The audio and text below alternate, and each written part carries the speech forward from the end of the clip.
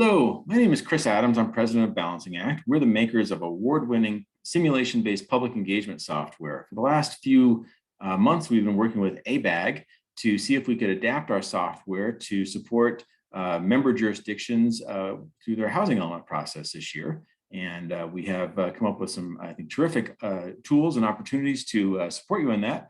And I'm going to spend just a few minutes here showing you around so that you can see what that looks like.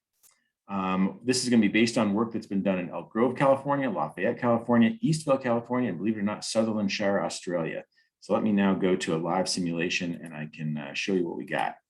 So this is the first page of the simulation, and it's got a great opportunity to present some contextual information, to provide a little bit of a video so that people can sort of see, kind of understand what's going on, understand the challenge. It's got another modal window that allows you to seek out some information so you can ask a simple question. It also has an opportunity for you to get a sense of where people are coming from. And so I'm going to put in an Eastvale zip code, and then we can that's information in and of itself. But if people give you their zip code, you can also ask them to give you just a little bit more information. And then you could ask them to drop a pin about where they live. And on the back end, if they'll do that, we can show you a heat map that shows where everybody's coming from. And then we even give you a detailed CSV that shows longitude and latitude. So the idea here is to essentially put residents in your shoes. So typically a lot of public engagement, especially on housing, is very much not focused on the whole. It's kind of focused on self-interest, and especially on housing, people may have very strong opinions about some type of projects that would be near them, but they may not be thinking about the whole. The insight that Christopher Jordan, the director of planning at Elk Grove had was that, if we could just find a way to let everybody sort of understand the entire problem that is being addressed by the jurisdiction, and then to productively engage them as problem solvers, that you could really change the way that this is thought of. And I think that experience is showing that that's actually a doable thing, and it's actually a very positive thing as well. And so the way it's set up is that you start out by saying you do not have a housing plan, and you actually have a deficit of 2,000 units. Essentially, this is how many housing units you need to find by making some adjustments down here. So over here, you've got housing sites, and then down here, you've got the housing needs allocation, and you can make some adjustments to that. I'm going to spend most of my time over here. So they've got this divided into 4 districts. They're actually using their council districts. There's blue info icons throughout that can give you a little bit of narrative information. And then in this case, it actually tells you where Council District 1 is.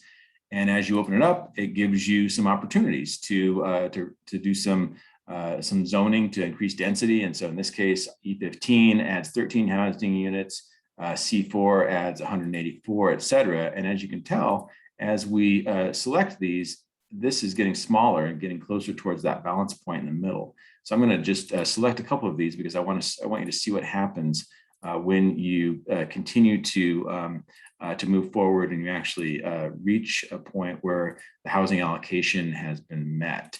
And so I'm just going to kind of scroll through these kind of quickly. I realize it's a little bit tedious, but that's actually part of the exercise, is for residents to understand how much needs to go into this. And really, quite a few changes need to be made. And that in order to actually solve the problem, there needs to be some consensus on that, and hopefully some will to move forward. So we're getting very close. So I think when I click on this one, it's actually going to change this bar to green. And it's, instead of saying you do not have a housing plan, it's going to say, voila, you have a housing plan.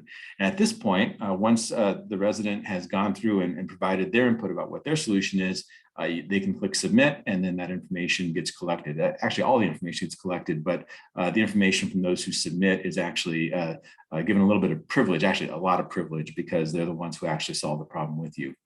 So it's great fun working with Elk Grove. They're the ones that had the initial vision for using our simulation software for housing. But we've also had a lot of fun working with the Bay Area city, city of Lafayette, over in the East Bay in Contra Costa County. And they have a similar allocation. So this is all set up very similarly to Elk Grove.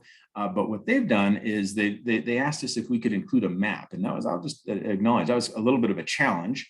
But we were able to do it. We were able to figure out a way to connect shapes on a map, and it could be used for either areas like Lafayette is using it, or like Eastvale is using it down in Southern California, where it's actually attached to parcels. It was a challenge to put together, but now that we have it, it's actually a really neat thing.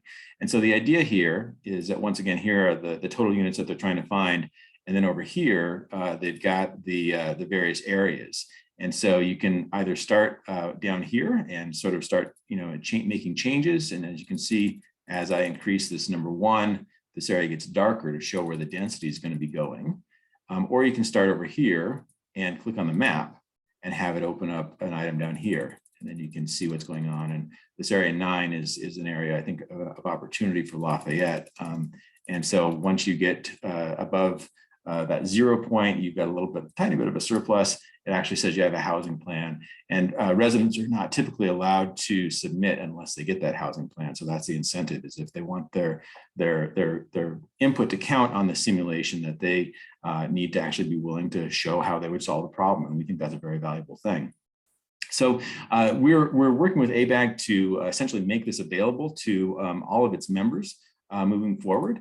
And we've got a lot of different ways of doing that, and we'll be doing webinars and trainings and all sorts of things to help sort of build knowledge and to increase the use case and so forth moving forward. But I did want to show you a couple more things. So on the back, you get really excellent analytics that kind of show what people would do, and it shows a number of different ways. It shows average, it shows mode, it shows median, so you can get just more insight into what people were saying, how they would solve the problem. And then we also give you all sorts of information that would include the qualitative information, because that can be quite telling as well. These are some comments from Christopher Jordan. He's the Director of Planning and Innovation at the City of Elk Grove. And he just said it made sense to borrow this idea from a financial tool because of the concept of balance. And you're really trying to engage everyone in thinking through the problem, and that it's a system. It's not just saying yes or no to one place, but you're actually trying to solve a larger problem that's a system problem. And then he noted that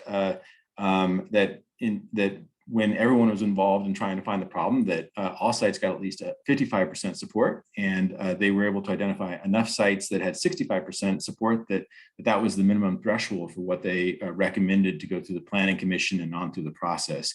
And I think the most telling comment, this is somebody who's a veteran of, I think, about 6 or 8 different housing element processes in California. He said this was the easiest housing element process he's ever done. And I know that they're never easy because it's a very challenging problem, but we think that this tool that sort of transforms input from being, almost very often what somebody's against and in a very, very narrow scope, or even what somebody's for, but in a narrow scope, to being, to looking at the larger issue, we think is a very positive thing. And what we're seeing that helpful in other types of public engagement as well.